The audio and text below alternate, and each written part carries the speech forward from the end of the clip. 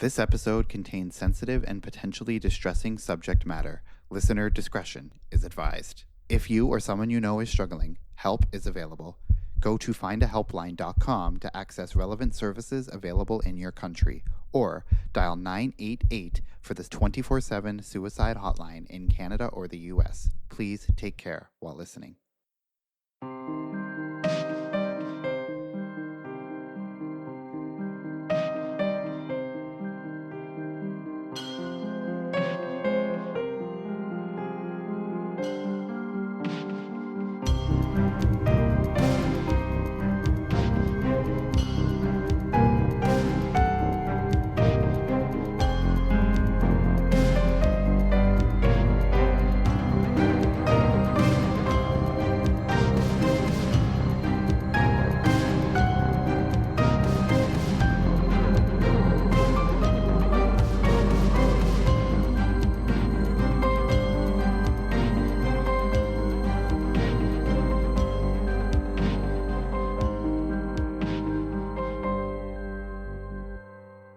Hey everyone, and welcome to Crime Family. I'm your host, Katie, and I'm here with my brother and sister, Lisa and AJ, who are my co-hosts. And today and next week, we're diving into the story of a serial killer who managed to stay completely invisible, and invisible not just to the public, but to law enforcement as well. And this serial killer, no one really knew existed until he was arrested in 2012.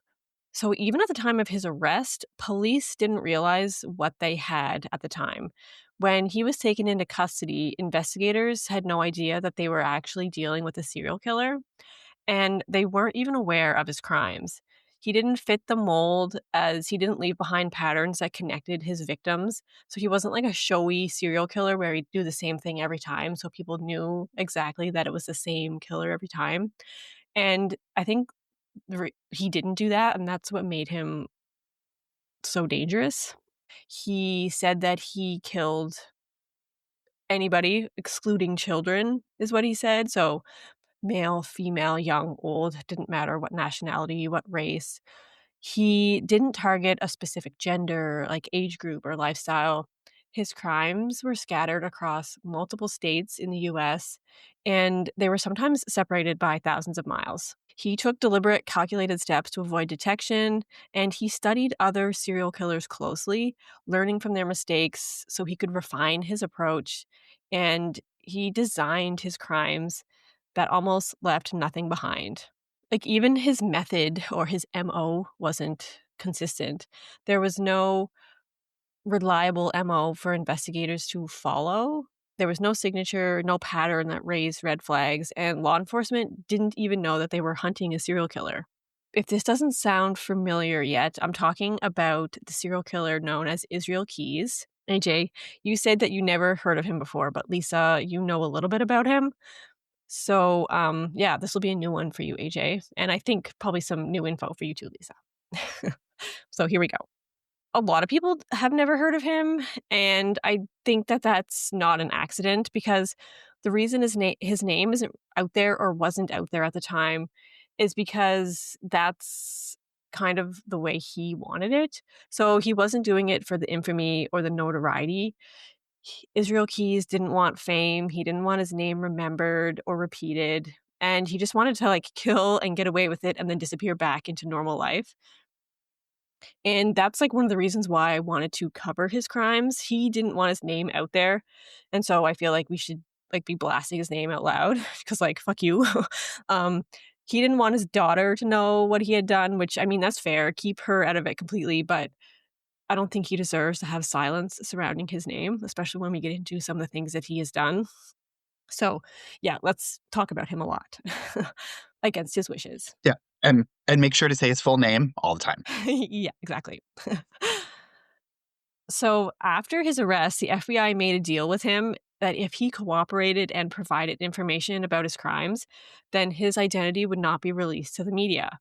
And so that's why nobody knew about him. And the FBI kept this secret, or kept this promise to him for an entire year. Can I say something? Why does anyone keep a deal with a criminal? Like, just lie and then break the deal. I don't get it. Yeah, this came up in like some of the research. It's like, why not just say stuff so that he says stuff to you and then be like, oh, actually, I was wrong. We're not going to do that. But yeah, that's not what they were like really, he really had this power over investigators to like get what he wanted because they really, really just wanted him to talk about his crimes. And I'll get into that, like how he kind of just the manipulation and just how fucking annoying he was. So during the time where his name wasn't released to the media and when he was in custody, investigators were still uncovering the scope of some of his crimes, and the public had no idea that any of it was happening. And this silence only ended after his death, which his death alone, his own death raises questions, which I'll get into later as well. But and of course, one of the most tragic consequences of his death is that many of his secrets died with him. There's still huge gaps in what the FBI knows. There's still victims who may never be identified and crimes that will never be fully understood just because he held all this information so close to him and just didn't tell anybody the full details. And so, because of that deal, Israel Keyes remained largely unknown, even as investigators began to suspect he was responsible for multiple murders across the US. What little information did surface painted a deeply unsettling picture. Like I said, he didn't resemble the serial killers that we're used to talking about, and even seasoned investigators were left with more questions than answers. How many victims were there? Where are they? And how much of what Israel Keyes said during his interrogations could even be trusted? So he did admit to a few things, but like, was that the actual truth? And much of what I'm covering right now is from a podcast called True Crime Bullshit, and it's hosted by Josh Hallmark. And this is a deep dive, and I'm not just talking about a few episodes. There are seasons about this guy. Like, I think they're on season 7, just like talking about Israel Keyes. And like, it's crazy some of the stuff that that they get into. I haven't listened to it all yet because I could go on forever probably. Yeah, he works with the FBI and people who were directly involved in the case. So they do a deep dive. So if you want like a deep, exhaustive dive, start with season 1 of True Crime Bullshit. Okay, so now let's get into who Israel Keyes actually was.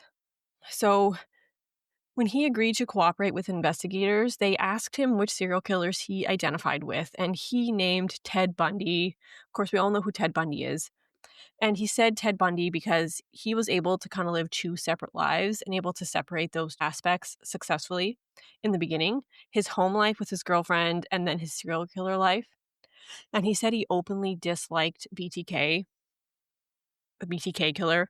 He called him a hag. And he said he was disappointed in BTK for seeking publicity. And that's what ultimately got him caught, was because he got cocky and then wanted the publicity behind it. So he thinks BTK was a hag. Didn't Ted Bundy also? I mean, yeah, I think he did in the end, right? I don't know. I guess he just liked Ted Bundy for whatever reason. I think the hag's the nicest thing you can say about BTK. Yeah, I know. Yeah, it is like a nicer thing that people have called BTK. So he talked about how BTK stopped killing for like 20 years and saying that to him that would be impossible. And yet, despite that belief, Israel Keyes was really patient. He didn't really lose control until the end, and he planned his crimes meticulously, sometimes years in advance. He didn't hunt in the traditional sense. Like, he waited and he just let victims come to him. So he never like scoped out a specific person or stalked them. He just kind of like set up the situation and then waited for an unsuspecting victim just kind of like cross his path. And one of the most chilling things about Israel Keyes was his preparation. So he buried kill kits all across the country so he wouldn't have to transport weapons or tools. And so they would just be there waiting for him. So he would bury them and he would like scout out a place. He knew that this was a good isolated spot that he wanted to kill somebody, and he would just bury all of his equipment so that he could come back to it without having to carry it all with him. And one of those kits was discovered in New York. It was stored in a watertight bucket, and inside was a .22 caliber without a stock, ammunition, magazines, and a silencer. And other kits reported containing cash and items used to dispose of a body. I don't know, it's just, like, scary that he would think this far in advance and be that prepared. And the fact you could find them again, I mean, I can't even find my way to a new store. It's just, like, buried in the ground for when he needed it, like, all this crap. Yeah, so like I said, his goal was always to be prepared and be undetectable, and he usually picked very remote places. He would always pay in cash, and he would fly hundreds of miles away from where he actually planned to kill, and then he would drive the rest of the way so that his name could never really be tied to, like, the place or a time of a crime scene. So he would, like, fly to a city and then drive, like, 500 miles in the other direction, and that's where he'd commit the crime. And so even if there was record of a plane ticket, it would be so far away, the crime, that it was hard for people to, like, ever really match up where he actually was. He was very patient between murders, and he the urge to kill, I guess, built up. You know, you often hear how serial killers have the need or that urge.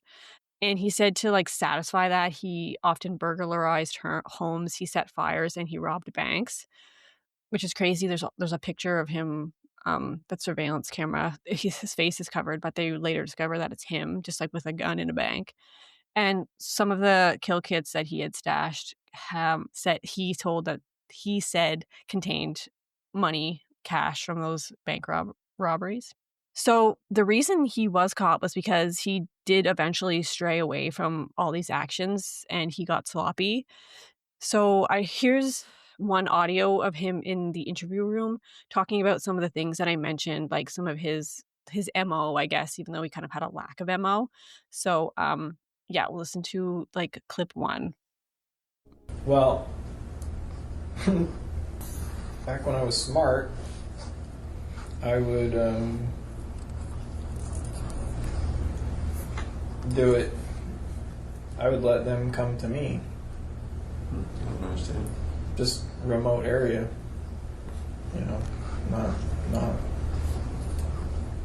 Kind You of go like to a remote area that's not anywhere near where you live, but that other people go to as well. You might not get exactly what there's not as much to choose from in a manner of speaking, but there's also no witnesses really. There's nobody else around, so. And then when they disappear, a lot of times nobody's really surprised because it happens all the time. But what I'm trying to figure out, but if somebody's camping in a remote spot, someone's going to know that they didn't come home. Right. So did you have other things you looked for in a victim? No, it was, it's just. You asking what type of people I would pick, or? Yeah, what type, or whether there was a way. I didn't really have a type. Okay. I had preference, but that it wasn't. What's the preference? Well, lightweight. Is that because of attraction or because of disposal? Yeah, it's kind of makes it easier. Okay. But, it's not.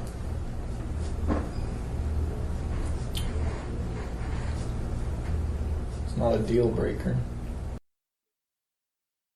So yeah.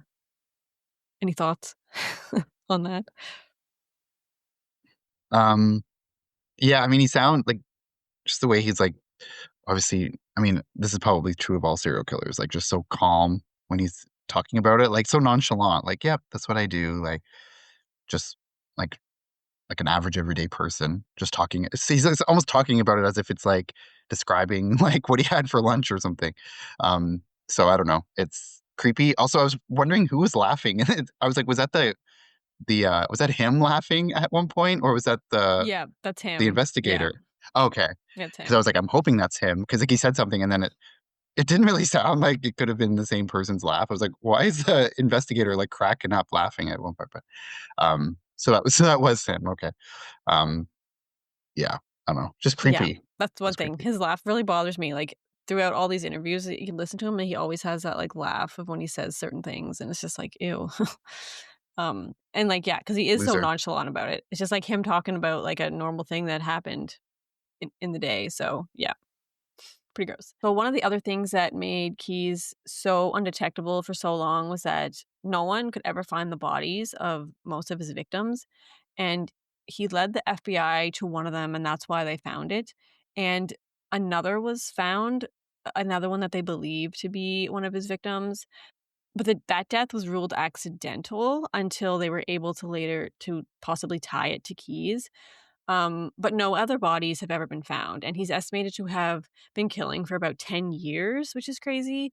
And his victims were both male and female, and they ranged from teenagers to the elderly.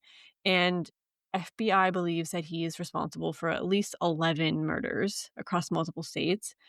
Although that number has been questioned, they don't know for sure. It could be more, could be less. Like I said, they don't really know. And he describes crossing multiple states during his murders, and it's believed he could have abducted someone from one state, murdered them in another, and then disposed of the body in a third state.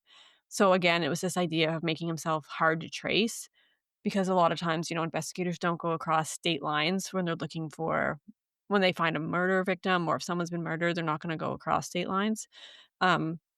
I guess that's why the FBI is involved, but yeah, it just makes it harder for him to be tracked. Despite his meticulous and careful planning, Israel Keyes finally did make a mistake, and this mistake was abducting someone close to his own home. So on February 1st, 2012, Israel Keyes broke his most important rule, and he abducted someone just 4 miles from his home in Anchorage, Alaska.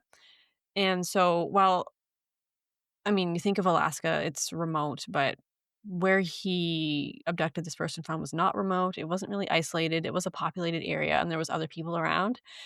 And when people talk about Israel Keyes, like, this is often where they start, because we know the most about this murder, and this was his last murder, but we're going to start here too. And we're going to talk about the abduction and murder of 18-year-old Samantha Koenig, who lived in Anchorage, Alaska.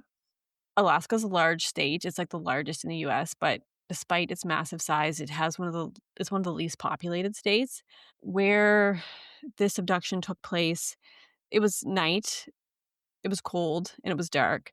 And so when you think of like just a cold, dark place, it's almost scarier, because if you're being abducted, you can't really run into the darkness, because then you're just gonna like die and freeze to death anyway. So it's kind of like you are at the mercy of this person, because if you get lost in the cold, you're not gonna be very well off anyway. So I don't know, it just kind of like seems scarier to me. So Samantha Koenig was a senior at West Anchorage High School, and she didn't have the best relationship with her mother, and she struggled with substance abuse. But those challenges didn't define her. She was resilient, hardworking, and deeply compassionate. And after graduating, she planned to become a nurse. And so, yeah, she was a typical teenager. She had dreams, and they were all stolen from her. Samantha had recently started working evenings at a small coffee stand called Common Grounds. And it was this tiny little teal colored kiosk just off Tudor Road in Anchorage. It was barely a 9 by 5 foot like little stand, and it was a popular spot for locals to stop and grab coffee. And this wasn't like a store where you'd go in and where you'd walk in the door to get your coffee. It was more like a drive-through or a walk up to a window, or kind of like a food truck style thing. And so the worker would be inside by themselves, and they would pass out drinks through the window. And yeah, Samantha had just started working as a barista at Common Grounds in January of 2012. And she was working alone on the evening of February 1st, 2012. And when her shift was supposed to be over, her boyfriend, who we're going to call Zach, I know some places they don't say his actual name, so I don't know why, but I'm not going to either, just in case you're not supposed to, but we'll call him Zach. And he arrived to pick her up around 8:30, but he found that the stand was closed. Samantha was gone and all the lights were off. And Zach tried multiple times to get a hold of Samantha by calling and texting her cell phone, but there was no response. So he heads back home and waits with her father, James, for her to get back home or reach out to them. At 11:24 p.m., Zach receives a text from Samantha's phone, and it says, "F you, asshole. I know what you did. I'm going to spend a couple of days with friends. Need time to think. Plan acting weird. Let my dad know." And then 30 minutes later, another message comes through and it just says, "F you." So Zach and James felt that the way the messages were worded or something about them just didn't feel right. They just felt off, like they weren't from Samantha. But there was really nothing they could do. There was no reason to freak out immediately, I guess, because there are reports that Zach and Samantha had been arguing that day. And so it wasn't widely unbelievable that she was like just still angry and actually did go to a friend's house to cool off rather than wanting to go home and have to spend time with him if she was mad. And so they waited all night for more communication from Samantha, but when they didn't hear anything, they reached out to Samantha's boss at Common Grounds. And so Samantha's boss hadn't heard anything either, but he reviewed the surveillance footage, and what he found was horrifying. Samantha has been abducted, and it has all been caught on camera. And so there's footage of this abduction, and we're not going to show it all. It's like 11 minutes. We'll put the link in the show notes so you can watch it as well. We all have watched it. So I'm just going to kind of describe what is going on in this video. And so Samantha can be seen in the little kiosk that is the coffee shop, and she's working and she's waiting on a customer that comes to the window in a ski mask. You can't tell that it's a ski mask, but we find out later that he has a ski mask on. And remember, this is Alaska in the winter, so it wouldn't be alarming or weird to see people walking around in like a full ski mask, I guess. And so then you can see it's almost like the person outside is like asking about something behind her, because Samantha turns her head to look at something. And then when she turns back around, you can see that she's kind of startled and she puts her hands up. And of course, we all assume, and I think it comes out later, that this person at the window is pointing a gun at her. And then the lights go out and she starts removing cash from the cash register. So it looks like a robbery at this point. And then minutes pass and you can't really tell what's going on since the lights are off. It looks like Samantha is kind of crouched near the window and the masked man just kind of like lingers by the window. A car pulls out into the parking lot. You can see people get out of the vehicle. They're kind of moving around nearby, but they obviously don't see or notice anything suspicious because they just get back in the car and drive away. And then suddenly, after the car leaves, the masked man like launches himself through the window. And it's so creepy. It's like truly the stuff of nightmares. And of course, now we all know that this man is Israel Keys. And we know that once he gets inside, he zip ties Samantha's hands and he forces her into his vehicle. After watching this footage, what are your guys' like impressions? What do you think? Terrifying. It's terrifying. Mhm. Yeah.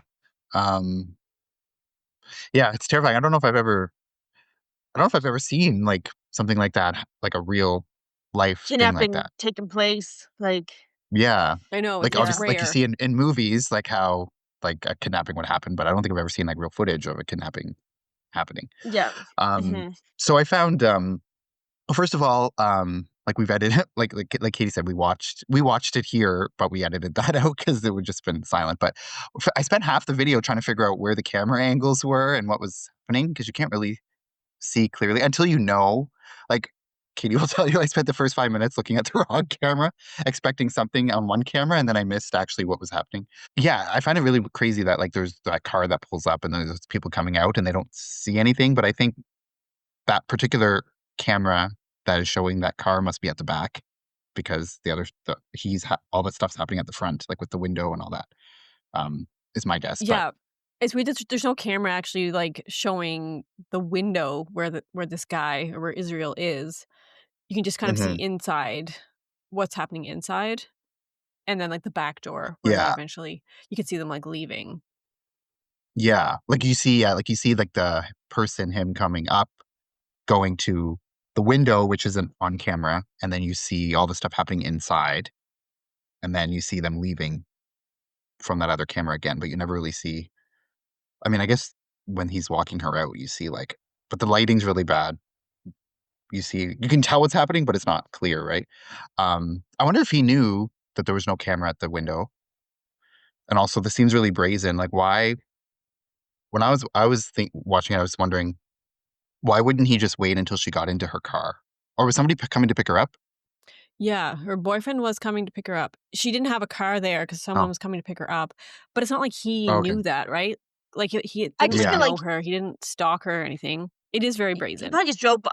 He probably just drove by and saw a girl working by herself, and then just looked back around and took his chance. But I feel like they walked towards a bunch of cars. Like, don't like she zip tied. I mean, I don't know. It's just crazy. Like, no one was. I mean, I would have screamed at the top of my lungs, but that's just me. I don't know. It's weird. Like, it was. They walked towards like a parking lot full of cars. Yeah. Yeah, and we'll talk Yeah. about this. Like Israel talks about this himself in one of his interviews. So yeah, we'll kind of get into what is happening as he's walking her to his car. So yeah, of course, after watching this footage, Samantha's boss contacts the police right away, who get the FBI involved right from the beginning, and an investigation is started. So I'm jumping around a little bit to try and keep things in chronological order of how they actually happened and like not necessarily in order of how the police figured stuff out. So just for like the sake of how I'm telling the story, it's like the police don't know everything at the same time that I'm telling it here. But yeah. So once Keyes is found out and arrested, during his interrogations, more details begin to surface about what happened to Samantha after she's abducted. And it becomes clear, yeah, just like we were saying, just how brazen he actually had become and how confident he was in his ability to avoid being caught. So from the very beginning, Keyes had planned to send text messages to Samantha's family from her phone. And that's why, after abducting her, he actually had to return to the coffee stand later that night to retrieve her cell phone because Samantha had left it in there. And once he realized that, he went back, broke into the coffee shop, and got her phone. But Samantha even told him that the door was armed and that the alarm would go off. But Israel had a police scanner, and so he would hear if any calls were being made to that location, which I think kind of added to his confidence. And there actually wasn't an alarm that went off, and so he was able to get into the coffee shop and get her phone without any issues, which is like crazy to go back to the scene of the crime just to get her phone. It's crazy that he would even go get the phone, keep the phone there, and then you can't find out where she's. It won't trade. Like, why go back to the phone? Yeah, Keep that's it what I there. don't understand. Yeah. Yeah, because he had planned to send those text messages so that there wouldn't be so much suspicion. It's like she didn't come home, but like he's going to But send messages as to why, just so he give himself more time, I guess. yeah, because when you were telling that part, I was thinking like we've seen that in other cases too, where like the person will send like text messages pretending to be that person, and then almost every single one of those, the people receiving it are always like, that doesn't sound like her, or that doesn't sound like them. Like I feel like that leaves more red flags. Like they're gonna find out eventually. So I don't know. It's like just such a big risk to take the phone and have that like potentially track, because then they'll be able to find out where you sent the text, like where, like the pings, right? Like whereas if you just leave it in the thing, it's much harder. Like, they're gonna know that Yeah. she's not answering, and they might be aware that she's missing earlier, but you're leaving less of a trail for when they eventually do find it out. I don't know. I'm just Seems really surprised that weird. I know. he didn't send those he didn't send those texts while he was there before they left or something. Yeah. Yeah, it's kind of crazy. Yeah, the whole thing's crazy. Samantha's boyfriend later revealed that on the night of her disappearance, around 3 a.m., he caught a man in a ski mask rifling through their car, which was parked outside of their house. And so he goes outside and he's like, "Can I help you?" before like running back into the house. And later he discovered that Samantha's ID and her debit card were missing from the car. And he didn't report this encounter to police until later in the investigation. And this would have been before the footage of her abduction was seen. And of course, his decision not to report this has been criticized. Many people thought it was suspicious at first because even if you didn't think those two incidences were connected, like her not coming home and then some guy rifling through her car, why not just call the police about the potential like car robbery and then like also bring up the fact that Samantha didn't come home? Yeah, even if she wasn't missing, like someone robbed you, I think I would call the police. Yeah. Also, at the Yeah, very I know. least, someone's robbing you. So Yeah. yeah, Yeah. that's weird. Yeah, a lot of people say like why not just report if you're not going to report her missing, why not report this car robbery? Like, it seems weird. And then, of course, it comes up, like, maybe it has something to do with, like, the people that Samantha allegedly had in her life. So as the investigation continued, more information came to light. Samantha and her friend group were involved in the local drug scene, and some people she knew had been known to rob drug dealers. And Samantha had also filed a restraining order against an acquaintance for harassment a few months before her disappearance. And so there's also rumors that Samantha's father was heavily involved in the local drug scene as well, though that it's unclear whether that's actually ever been verified. And so if this is true, like, maybe her boyfriend didn't want to get the police involved because of, like, their drug activity, which I guess sort of makes sense. But there was also suspicion surrounding, like, Samantha's boyfriend, Zach. He had told investigators that his and Samantha's relationship was doing well, and that although they had gone through a rough patch, they had made up. However, investigators later found text messages showing that they had actually been arguing back and forth all day the day she went missing, as I had mentioned before. And so, needless to say, like, early on in the investigation, there was many potential suspects. And also, needless to say, that the man in the ski mask rifling through the car was Israel Keys. He wanted Samantha's ID and debit card, which he did find and kept with him. So, like, again, crazy that he was brazen enough to not only kidnap her in this populated place, but to go back and steal her phone and then go back to her house and rifle through her car to look for her ID. Like, it's just crazy. And like And like the people watched him leave with her. That someone watched him like he was in. People have seen him do these things. You know what I mean? but Like yeah, it's crazy. They people would have watched him saw in them walking action. together. Yeah, crazy. They didn't know what was happening at the time. Of course, even though all this has happened, police are investigating and questioning Zach and James and others in Samantha's life. And so 23 days after her abduction, on February 24th, Zach received a text from Samantha, or at least from Samantha's phone, that read, "Connor Park sign under pic of Albert. Ain't she purty?" And this Wait, so read how many days later was this? 23 days later. So, like, 3 weeks after her abduction, they get this text message from Samantha's phone. And this message led investigators to Connor Park, where they found what would ultimately, like, break this case open. It was a plastic bag containing a note and a photo. And the note was a ransom demand for $30,000 to be deposited into Samantha's bank account. And it read, "I may not use the card much in AK due to the small pop, but I'm leaving soon, so I'll be using it all over. She almost got away twice, once on Tudor and once in the desert. I must be losing my touch." So the photo that was included was of Samantha holding up the front page of the Anchorage Daily News. This was dated February 13th. And so, yeah, just remember February 13th, because this date will come up again, and it'll be important to the timeline here. So that letter that they found was actually typed on a typewriter. And experts, of course, they attempted to determine what type of typewriter it could have come from. They analyzed it for DNA and fingerprints. Didn't really find anything that could lead to anybody. And investigators worked with Samantha's dad to deposit that $30,000 into Samantha's account.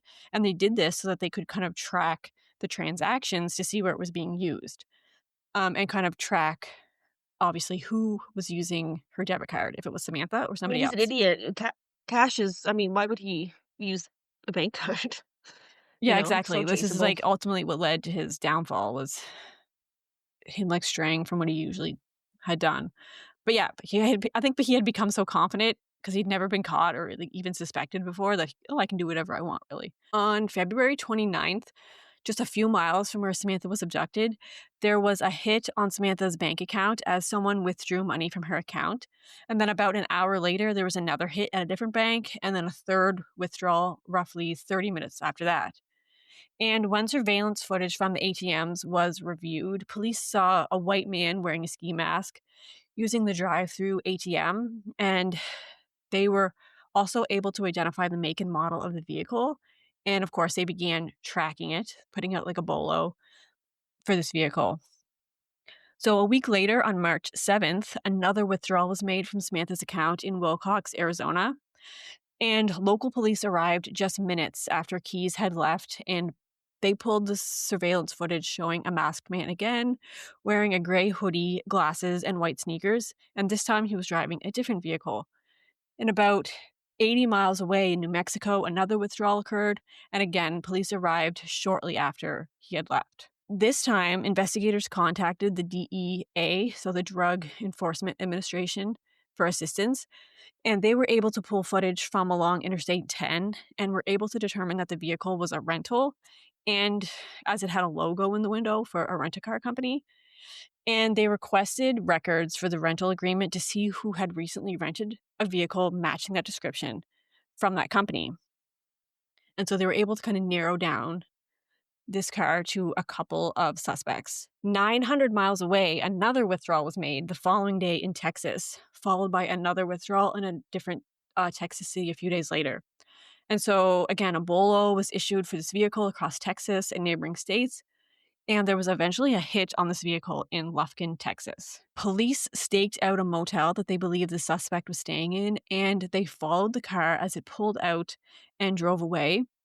And this car was pulled over for speeding, actually. So this was kind of like their excuse to pull this car over because they weren't sure if this was who they were looking for. It was just this vehicle matched the description. And when asked for identification, the man handed over his driver's license. It had his real name, Israel Keyes. And he told officers that he was traveling for his sister's wedding. From my understanding, the police didn't know exactly who they were looking for. Like I said, they knew that they were looking for a white man driving this similar car, this rent-a-car. And when they saw him and saw his name, they didn't even know if it was the right guy. So seeing Israel Keyes wasn't like a red flag for them. They were just like that, tracking the vehicle. And they also know that they were looking for a man from Alaska. And so when they pulled Keyes over, they saw his license. They saw that he was from Alaska. They kind of like, their senses were tingling. And as agents questioned him, they noticed that he became increasingly nervous and agitated. He had refused to allow them to search his wallet, and he began sweating profusely, and he grew more and more uncooperative as more questions were being asked. So there is reporting that suggests that Israel's agitation may not have been because he was caught, but because he had placed his gun in the trunk of his car and he didn't actually have it on him, because he later admitted that if he was ever caught, he planned to not go down without a fight, suggesting that he may have intended to either shoot his way out or be killed rather than face consequences. And so he was kind of agitated because he didn't have his gun on him and didn't have a chance to get it while the police were surrounding him. And so inside his vehicle, police found 2 cell phones, women's clothing, and what would ultimately seal his fate was Samantha's ATM card and her driver's license. And one of the phones that they found, they later found out was Samantha's. So, of course, they're like, yeah, we got him. After his arrest, during interviews, Keyes spoke out about what happened to Samantha. And so this is going to go into kind of that night and what happened. He said that she fought back and almost got away before he managed to get her into his vehicle. So if you watch that surveillance video, like closely, the top left corner frame, it does kind of look like you can see somebody running and then somebody else running after them. I had to go back and like watch it again, and I was like, holy shit. Like, That is he said Keyes crazy. did escape. Yeah. Keyes said that Samantha did escape briefly and they had to tackle her before leading her to his truck on the other side of the street. So, it's like just eerie to see. And like cars everywhere going about their daily night. Like, it's crazy. I know. It's like, just like knowing that, like that happened, you can possibly see it in the footage, just like kind of makes this more haunting. She did attempt to escape, and realizing that if she had gotten away, that like her life would have been saved. And so in that same video, you can see that there's visible activity in the parking lot. Like we were saying, you can see like cars driving by. And Israel even admitted that people were nearby as he was forcing Samantha into his truck. And when they got close, he would just kind of shove the gun he had harder into Samantha to keep her from saying anything. It was kind of like hidden, but she knew it was there. And it was kind of like his threat to be like, if you try anything, I just have this gun on you. So once inside the truck, he zip-tied her hands to the passenger seat and he drove around because he was waiting for his girlfriend and his daughter to go to sleep, who both lived with him at this time, um, at his house. And so when he figured it was late enough, he brought Samantha to his home and he took her to his shed out in his yard. And like I mentioned before, Keyes was meticulous and was always prepared, and this was no exception. This was not a spur of the moment crime. He had prepared the shed the night before, planning to bring someone there. So inside there were tarps, there was a space heater, ropes, blankets, tools, and a radio. And he said that over the course of several hours, he kind of sat with Samantha in the shed. He drank some wine and they were just like talking. He was just like talking to Samantha. And he says that he knew from the minute that he had her that it would not end well for her. And he raped her and strangled her to death and then wrapped her body in a tarp and stored it in a cabin inside the shed. And after he did all this, and that's when after he did that, he went to Samantha's house, broke into her car and stole her ID. He returned home, took a shower, and he woke up his family because they were heading to Houston to catch a flight for a 16-day Caribbean cruise. And when he returned from that cruise, it was February 18th. So remember I mentioned that photo of Samantha holding the newspaper, which was dated February 13th? So how could that be if she was killed the night that she was abducted? So there is a photo that you can find on the internet of Samantha. Yeah, it's terrifying. I she's came already across dead it by accident. Yeah. So, It's terrifying. well, okay. So she's already dead in the photo, and she's holding up that ransom note. And Keyes like described in disturbing detail how he made her appear alive. She had been frozen because she was out in the shed for 2 weeks. So he thawed her body, and he applied makeup to her. He sewed her eyes open, and he braided her hair. And his confession can be found online. It's extremely graphic, so I'm not going to play it, but Like that photo when I first saw it years ago, it was like I watched this scary movie. It terrified me for weeks. I slept with the light on. Like that's like her face in that. It was just terrifying. yeah, it is terrifying. But the thing about this, like, there's reports that this photo is actually fake, and I did find like reports that it actually is true. This isn't the actual photo. It was recreated by some documentary.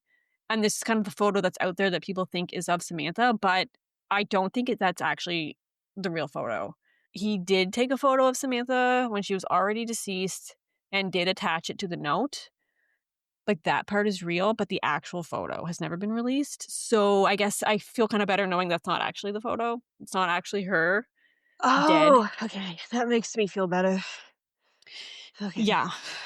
It's like Still terrifying. terrifying that it is a real thing that actually happened, but that photo is not it. Kind of after he did all this, he dismembered her body and then he went ice fishing where he disposed of her remains, and he stripped the shed, cleaned it with bleach, and then he burned everything except her debit card and ID, and some reports say he even kept a braid of her hair.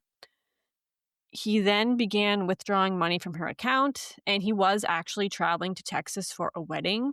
And so as he made his way down there, he was actively tracked by police, and he was getting money from Samantha's ATM the whole time. And this whole time, like, he had his 10-year-old daughter with him for much of the trip. And so she was often in the car while he was using Samantha's ATM at the bank. Like, thankfully, his But wouldn't daughter he wasn't know in the that? Like, he's someone smart enough to have eluded the police all these years. Like, it just seems like he just stopped caring. Like, did he That's want to what's get so caught? Because, interesting. like, I That's don't what's so get it. interesting about this case. It's like the very last crime is so different than how he operated. Like it's like two different people almost. Yeah, So I he must have know. just stopped caring about getting caught. Like, maybe he I just. think he just got like so cocky and just like so arrogant that he thought he got away with it for so long that it didn't really matter what he did. He was still going to get away with it. And he felt like he didn't really leave a trace other than him being tracked this entire time. But I guess he just didn't, like, I don't know. He didn't think about it. And like Yeah, but the reason you didn't get caught all those times before was because you were so careful with all those things. Like the minute you I know. stop being careful, you're gonna get caught. Like, guy sounds like an idiot. Well, I mean, clearly he's an idiot, but well, not as smart as he Yeah. thought he was. I know. It's crazy. Like, yeah, if he didn't make that mistake of like using her ATM card across the country, then he might not have gotten caught, which is crazy. Yeah, but thankfully his daughter wasn't in the car when he was finally arrested on March 13th, 2012. And so there actually is like dash cam footage of his arrest. It shows from the initial stop where he was pulled over to him being questioned, and it shows his refusal to let them search his car without a search warrant. And it shows the officers finding a gray hoodie, glasses, and a mask and white tennis shoes that match the ones found in the ATM, or the ones seen in the ATM footage. And you can even watch the moment when they realize that they've got him, and they say, "We got our guy," and then they take him into custody. So it's kind of thrilling to watch his downfall there. You can find that on YouTube. We can link that in the show notes as well. So when authorities finally arrest Israel Keys on March 13th, 2012, for using Samantha's debit card and potential kidnapping, they had enough evidence to detain him, but at this time they like didn't have an explanation of what happened to her. So of course this confession and everything comes later, but at this point when he's arrested, they don't know that she's dead. And once in custody and as part of negotiations with investigators, Keys does acknowledge that he murdered Samantha, and he directed police to the location of her remains in the frozen lake outside of Anchorage, where her body was recovered piece by piece. And so this is like I said, one of the only bodies that they ever found of any of Keys's victims. Investigators were left to confront a grim reality. Keys had planned and executed this abduction without any prior connection to Samantha. She was a stranger that he chose because of convenience and opportunity. And it wasn't until roughly the third FBI interview that investigators realized what they were dealing with. And they didn't just have a murderer, they had a serial killer. And so the abduction and murder of Samantha Koenig was tragic and senseless, but it exposed the hidden scope of Keys's violence. It's the case that ultimately led to his arrest and to the only confirmed victim that we have physical evidence of. But Samantha's story is only the beginning of what authorities hoped would become a series of answers to other cold cases, answers that Keys would reluctantly start to reveal in conversations with the FBI. This is where our story continues in the next episode. So yeah, just kind of getting started here on the story of Israel Keys. So any last comments before we wrap up for today? I just want to say, like, the fact that he admitted right away and led them right to the body, you don't see that often. That's like he didn't deny it. Like, you know what I mean? Like, this, I did kill her. This is where the body is. Like, usually you have to make, you don't see that a lot of serial killers. You know, he's very different in a lot of ways of the serial killers. Yeah, maybe he just realized. Do you think like he realized? Well, there's no way I can deny this. Like, it's clearly him because of the tracking and like the Also, like video. the kill kits, like you don't. It's you don't. I don't think that's ever been. It's like that's never been. Maybe people done it before, but it's the first time. It's just crazy that he is the first serial killer we know of that has thought of that. You know, like I know. That's the first time I I've don't ever know. heard of He's it. just I've never heard of another one. yeah. Apparently some of them are they Mm-mm. haven't found all of them. Like there could still be some just sitting out there randomly. So people could just Yeah, come like he across was them. just so crazy. Yeah, it just kind of seems totally like night and day of someone who's that meticulous and is so prepared and does all this stuff to prevent detection. Yeah, like Lisa said earlier, it seems like a completely different person who did this last one. And so Like, cockiness will get you every time. yeah. I know. Everyone. And I And think yeah, that I was going to say earlier, like they always say, they will slip up. You give them time, they will, and it usually always happens. Oh yeah. Eventually, I know. always. Well, yeah, that's the thing. If he like didn't ask for that money and like start using her ATM, like we said, he never would have been caught. Like he could have just disposed of her body in that lake, and then that would have been the end. They would have never found her. She would have been another missing person, and he would just be going on with his life. So it's crazy. So there's all of that just to get the what was it, 30,000? Yeah. Like, did he? Like, what was his job? Did he have a job that he was working? I'm assuming. Like, I guess he just wanted an extra 30K, but like, he must have had money. I mean, yeah, he wasn't like wealthy by any means. I think he owned his own like contracting business or something. He was like a contractor, like construction. So yeah, Crazy. but he also lived with a Crazy. girlfriend who had like a good paying job as well. So yeah, he wasn't like hurting for money as far as I know. So yeah, it was just like the thrill of it, I guess. I don't know. Crazy. And also because like the 30,000, it's not that much money, right? Like if you're in that position, you could ask for like a lot more. It's I'm like surprised it was a lot. why not make her take it out herself, cash, and then you wouldn't, you know what I mean? Yeah. Hmm. I mean, I don't know. I feel like it's just odd that you would want Maybe to. because like she had already tried to escape once and he was afraid that she would do that again if he like let her do anything. Yeah, I guess, but it I don't just know. the It was debit. Yeah. crazy. I would not be using a debit card of anyone that I've Mm-mm. abducted. I know. Yeah, maybe he didn't realize that you could track people like that. Like he probably didn't know. Or maybe he did. I don't know. Seems kind of crazy. But yeah, there's you can like listen to almost all of his interrogations. There's like over 30 hours of him being interviewed that you can listen to on YouTube. And he goes into detail about some of the things that he did and like him and Samantha were like driving around and like they were just like talking. He's like, "Yeah, I know she was trying to like come friendly with me so that it would be more personable, but he's like, I knew from the second that I had her that she didn't have a chance." Anyway, yeah. It's scary. But yeah, Crazy. so we will continue on next week with more about Israel Keys. So that's it for today. All right. So that does it for this week's episode. We hope you enjoyed listening to our conversation about this crazy case. I'm kind of like, I need to know more now. I'm like waiting for the next part. But if you want to follow us, you can follow us on all the social medias, Crime Family Podcast on Facebook, Instagram, TikTok. And you can email us, crimefamilypodcast@gmail.com if you have any case suggestions or feedback on the show or anything like that, you can definitely let us know. You can also follow us on YouTube. Just type in Crime Family Podcast will pop up. You can watch all the video versions of these episodes on YouTube as well as on Spotify. And if you're listening on Apple Podcasts, it's just the audio version there. But if you want video, there is a way to get that. Just go to YouTube. So yeah, that's it for this week. We will be back next week with part 2 of the Israel Keys case. And until then, take care. Bye. Bye. Bye.